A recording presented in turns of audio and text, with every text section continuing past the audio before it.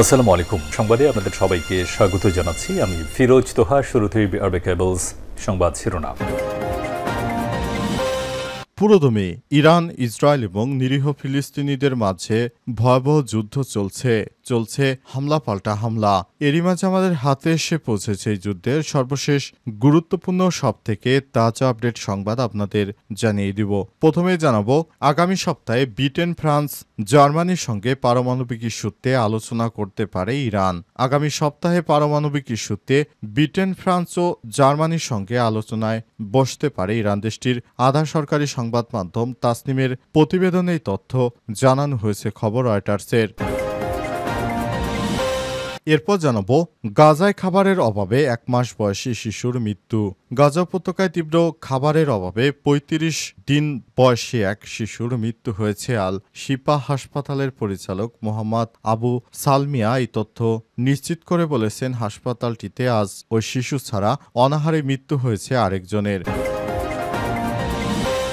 এদিকে পার্লামেন্টে বসে তাস খেলছেন মন্ত্রী, ভারত জুড়ে তোলপাড়। ভারতের মহারাষ্ট্রের কৃষিমন্ত্রী মানিক রাও কোকাটের বিরুদ্ধে পার্লামেন্টে বসে মোবাইলে তাস খেলার অভিযোগ উঠেছে। বিধানসভার অধিবেশন চলাকালীন ফোনে তিনি বিধানসভায় বসে তাস খেলছিলেন, এমন একটি ভিডিও সামাজিক যোগাযোগ মাধ্যমে ছড়িয়ে পড়ে। এরপরই তিনি সমালোচনার মুখে পড়েছেন। তবে এসব তার বিরুদ্ধে ষড়যন্ত্র বলে দাবি করেছেন তিনি। একটি ভিডিওতে বিষয়টি নিশ্চিত হওয়া গেছে। জানাবো, যুক্তরাজ্যে হু হু করে বিক্রি হচ্ছে আওয়ামী লীগ নেতাদের সম্পত্তি। এবার যুক্তরাজ্যে এক এক করে জব্দ হচ্ছে আওয়ামীপন্থী নেতাকর্মীদের অবৈধ সম্পত্তি। তাই এসব সম্পত্তি হু হু করে বিক্রি হচ্ছে, এমনটাই জানিয়েছে একটি সংবাদ মাধ্যম। এবং সর্বশেষ জানাবো, ব্যবসায়িক জীবনে রপ্তানি খাতে এমন সংকট কখনো দেখিনি বললেন একে আজাদ। ৪০ বছরে ব্যবসায়িক জীবনে রপ্তানি খাতে এমন সংকট আগে কখনো দেখিনি বলে মন্তব্য করেছেন হামিম গ্রুপের চেয়ারম্যান একে আজাদ। তিনি বলেছেন, যুক্তরাষ্ট্র নতুন করে যদি বাংলাদেশের উপর ১ তারিখ থেকে শুল্ক আরোপ করে, তাহলে ৩৫% শুল্ক দিয়ে কিভাবে ব্যবসা করব। তিনি বলেন, ব্যবসা গুটিয়ে নেওয়া ছাড়া কোনো উপায় থাকবে না। সরকারের উচিত এখনই প্রয়োজনীয় ব্যবস্থা গ্রহণ করা। যদি তা না হয়, তাহলে গার্মেন্টসের উপর বড় ধাক্কা আসতে চলেছে। প্রিয় দর্শক, এতক্ষণ শুনছিলেন সংবাদ শিরোনাম, এবারে বিস্তারিত। তবে তার আগে বন্ধুরা, অনুরোধ থাকবে এই সংবাদটিতে একটি লাইক দিন। এই চ্যানেলে আপনি নতুন হয়ে থাকলে আমাদের সংবাদটি দেখতে দেখতে চ্যানেলটি সাবস্ক্রাইব করে রাখুন। কমেন্ট করে বন্ধুরা আপনার মূল্যবান মতামত জানিয়ে দিন আপনি বিশ্বের কোন দেশ থেকে বা বাংলাদেশের কোন স্থান থেকে আমাদের সংবাদটি দেখছেন এবং শুনছেন। আর বন্ধুরা, গাজা যুদ্ধে আপনি যদি নিরীহ ফিলিস্তিনিদের ভালোবেসে থাকেন, কমেন্টে ইয়েস লিখে বিশ্ববাসীকে জানিয়ে দিন। সংবাদটি আপনার সোশ্যাল মিডিয়া ফেসবুকে শেয়ার করে বন্ধুদেরও দেখার সুযোগ করে দিন। এবারে বিস্তারিত। আগামী সপ্তাহে ব্রিটেন, ফ্রান্স ও জার্মানির সঙ্গে পারমাণবিক ইস্যুতে আলোচনা করতে পারে ইরান। আগামী সপ্তাহে পারমাণবিক ইস্যুতে ব্রিটেন, ফ্রান্স, জার্মানির সঙ্গে আলোচনায় বসতে পারে ইরান। দেশটির আধা সরকারি সংবাদ মাধ্যম তাসনিমের প্রতিবেদনে আজ এই তথ্য জানানো হয়েছে, খবর রয়টার্সের। ইউরোপের এই ৩ দেশ সতর্ক করে জানিয়েছে, ইরানের সঙ্গে আলোচনায় ব্যর্থ হলে আন্তর্জাতিকভাবে দেশটির উপর নিষেধাজ্ঞা আরোপ করা হবে। বিষয়টির সঙ্গে সংশ্লিষ্ট সূত্রের বরাত দিয়ে তাসনিম নিউজের প্রতিবেদনে বলা হয়েছে, আলোচনার বিষয়ে চূড়ান্ত সিদ্ধান্ত হয়েছে, তবে কোথায় এবং কখন আলোচনা হবে তা নির্ধারিত হয়নি। ইরানের পারমাণবিক স্থাপনায় ইসরায়েল ও যুক্তরাষ্ট্রের হামলার ১ মাস পর তথাকথিত ইউরোপের 3 ন্যাশনাল পররাষ্ট্রমন্ত্রীরা ইউরোপীয় ইউনিয়নের পররাষ্ট্র নীতি বিষয়ক প্রধান ইরানের পররাষ্ট্রমন্ত্রী সৈয়দ আব্বাস আরাকচির সঙ্গে ফোনে কথা বলার পরেই প্রতিবেদনটি সামনে এসেছে। পারমাণবিক ইস্যুতে ২০১৫ সালে চীন, রাশিয়া, ব্রিটেন, ফ্রান্স, জার্মানি সহ ইরানের সঙ্গে একটি চুক্তি স্বাক্ষরিত হয়, কিন্তু ২০১৮ সালে যুক্তরাষ্ট্র এই চুক্তি থেকে বের হয়ে যায়। তবে ২০১৫ সালে চুক্তির মাধ্যমে মধ্যপ্রাচ্যে এই দেশটির পারমাণবিক কর্মসূচি সীমিত করার পাশাপাশি তার উপর দেশে নিষেধাজ্ঞা প্রত্যাহার করা হয়। ইউরোপের ৩ দেশ জানিয়েছে, যদি ইরানে ইসরায়েল বিমান হামলার আগে যুক্তরাষ্ট্রের সঙ্গে শুরু হয় পারমাণবিক আলোচনা আবার শুরু না হয় বা কার্যকর করার কোনো ফল না আসে, তাহলে তারা আগস্টের শেষ দিকে জাতিসংঘের কাছে তথাকথিত স্ন্যাপব্যাক মেকানিজম এর মাধ্যমে ইরানের বিরুদ্ধে নিষেধাজ্ঞা পুনর্বহাল করবে। গাজায় খাবারের অভাবে ১ মাস বয়সী শিশুর মৃত্যু।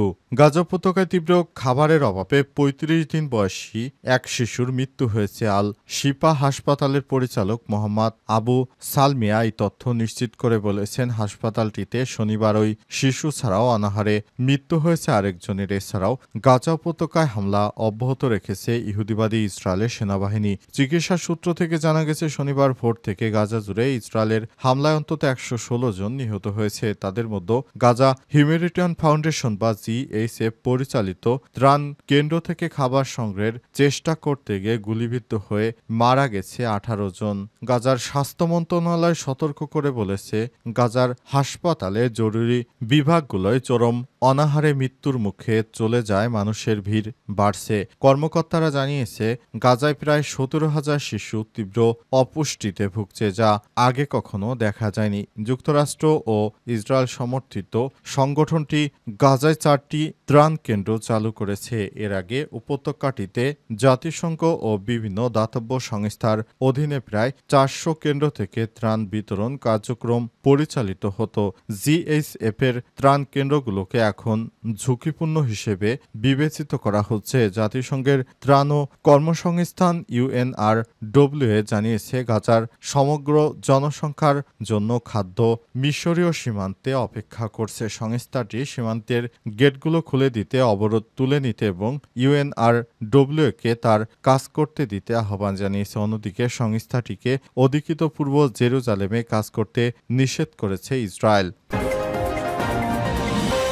পার্লামেন্টে বসে তাস খেলছেন ভারতের মন্ত্রী, ভারত জুড়ে তোলপাড়। ভারতের মহারাষ্ট্রের কৃষিমন্ত্রী মানিক রাও কোকাটের বিরুদ্ধে পার্লামেন্টে বসে মোবাইলে তাস খেলার অভিযোগ উঠেছে। বিধানসভার অধিবেশন চলাকালীন ফোনে তাস গেম খেলার একটি ভিডিও প্রকাশের পর তিনি তীব্র সমালোচনার মুখে পড়েছেন। তবে এসব তার বিরুদ্ধে ষড়যন্ত্র বলে জানিয়েছে ওই মন্ত্রী। এই ঘটনার একটি ভিডিও এরই মধ্যে সোশ্যাল মিডিয়ায় ছড়িয়ে পড়েছে। এর ভিডিওতে বিরোধীরা ব্যাপক প্রশ্ন তুলছেন।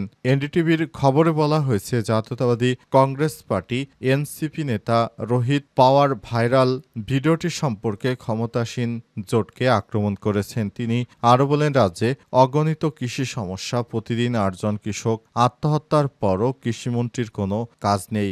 মনে হচ্ছে রামি খেলার সময় আছে তার। এদিকে এই কাজের পক্ষে ছাপাই গেছে ওই কৃষিমন্ত্রী। তিনি বলেছেন, যখন আমি জানি যে ক্যামেরা আছে তখন আমি কেন সেখানে বসে খেলবো? আমি এই খেলা এড়িয়ে যেতে চেয়েছিলাম। আমি ২ বার চেষ্টা করছিলাম, জানতাম না কিভাবে এটি এড়িয়ে যেতে হয়, কিন্তু পরে গেম থেকে বেরিয়ে আসি। অসম্পূর্ণ ভিডিও ব্যবহার করে তাকে টার্গেট করা হয়েছে বলে বিরোধীদের বিরুদ্ধে অভিযোগ করেছেন কৃষিমন্ত্রী। তিনি বলেন, আমি এই ধরনের কোনো কার্যক্রমে জড়িত নই। ব্যবসায়িক জীবনে রপ্তানি খাতে এমন সংকট আগে কখনো দেখিনি বললেন একে আজাদ। ৪০ বছরের ব্যবসায়িক জীবনে রপ্তানি খাতে এমন সংকট আগে কখনো দেখিনি বলে মন্তব্য করেছেন বাংলাদেশের অন্যতম রপ্তানিকারক ব্যবসায়ী নেতা ও হামিম গ্রুপের ব্যবস্থাপনা পরিচালক এমডি একে আজাদ। তিনি বলেছেন, আমরা ব্যবসায়ীরা এই খাতকে সম্মানজনক অবস্থানে নিয়ে এসেছি, কিন্তু এখন হতাশ ও ক্ষুব্ধ।